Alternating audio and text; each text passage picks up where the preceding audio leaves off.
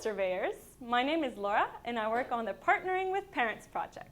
Today, we're going to go over all the documentation that you're going to need while you're surveying the community. So let's start.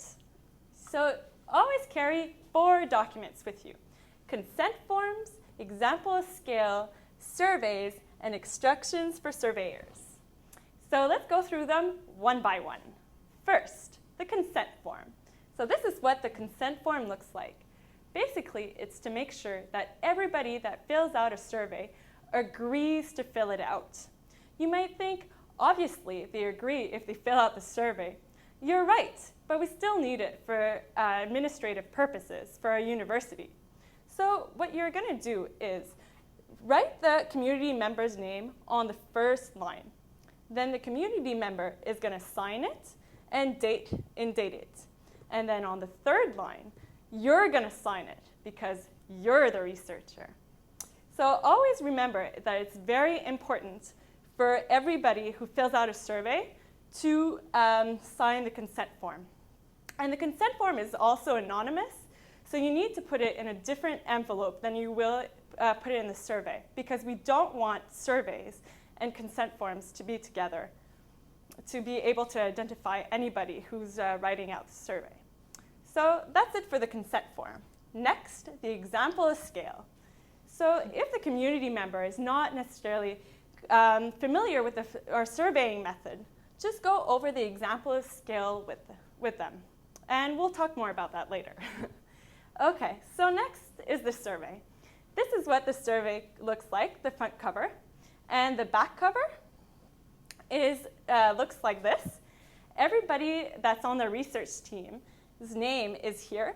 So if ever you have questions or comments, just contact us. And well, how do you go about surveying the community? Start with the people that you're most comfortable with, your friends or family members.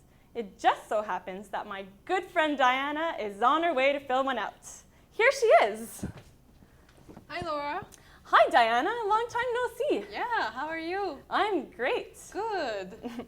So I asked you to come here today because I'm participating in this project where every community member is asked to fill out a survey.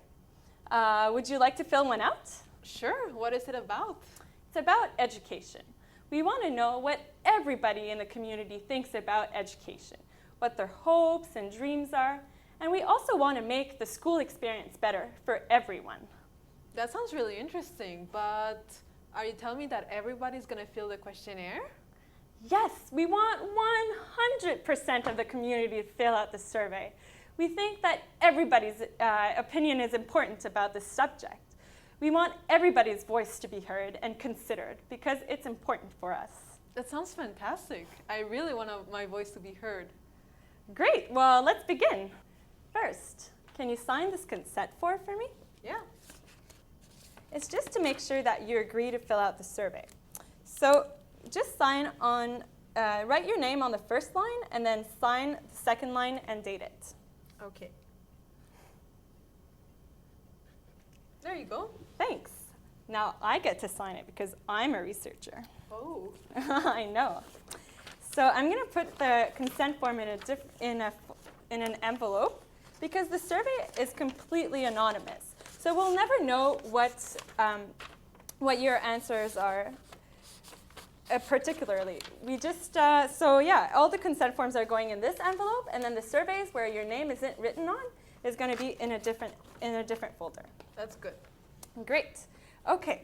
So just to make sure you're familiar with the types of questions that we're asking in the survey, we're going to go over the example of scale. Okay? Okay. So the question is, do you like cold weather? Well, it's not just a yes or no answer. You can answer a variety of things from 0 to 5. So if the question is, do you like cold weather? I would put 5. Definitely yes, because you know me. I love cold weather. I can't wait for winter. But what would you put? Well, first, I think you're crazy, because as you know, I hate cold weather. You're the crazy one. No. So I would put a 0. Definitely no. Oh, you know who I saw the other day? Frank. Oh, Yeah, and we were talking about the cold weather, and he doesn't love it. He doesn't hate it. I think he would probably put 3, maybe yes. What do you think he would put? I think he would put more 2, maybe no. We'll see about that. We'll have to ask him. Yeah. All right. So the next thing is the survey. Can you fill out the survey for me? Sure, but actually, I think I'm gonna need your help answering this. Do you mind helping me? No, of course not. Let's do it together.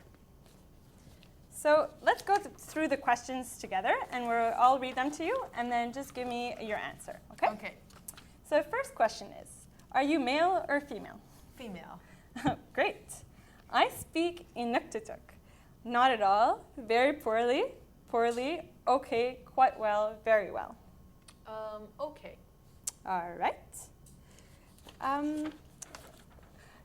Did you like going to school? Definitely no, no, maybe yes, yes, definitely yes. Maybe yes.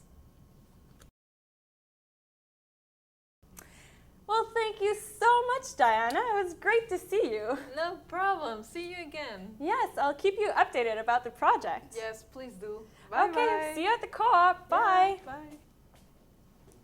So as you can see, some people might have difficulty answering the survey. So just sit beside them and read the questions one by one with them. But that might not be the case for everybody. Some people might just be comfortable doing it on their own. So hand them a copy and wait until they're finished. But what do you do when a lot of people want to answer the survey? Well, always bring a lot of copies of the survey with you, and you won't have any problems with that. Anyway, so that's it for the survey. Next, the instructions for surveyors. So if I haven't answered all the questions today in this video, just read over the instructions for surveyors. And you might want to read them before you go surveying the community to make sure you don't forget anything. And don't forget to join our Facebook page. It's open to everyone, so you don't need a Facebook account to look at the developments that we're putting on the Facebook page. And don't forget to add the community members, your friends, family members, and your teachers that might be interested in the project. Also, it's important to look at the Facebook page regularly because we're going to put updates from the community and updates from national developments, as well as extra videos and any information that might be important.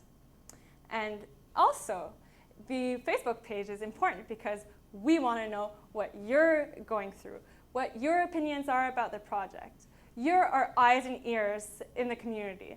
So we want to know what's going on. And if ever you have any questions or comments, just let us know, and we'll be one click away. Well, that's it for me. And please stay tuned for some more videos. Thank you.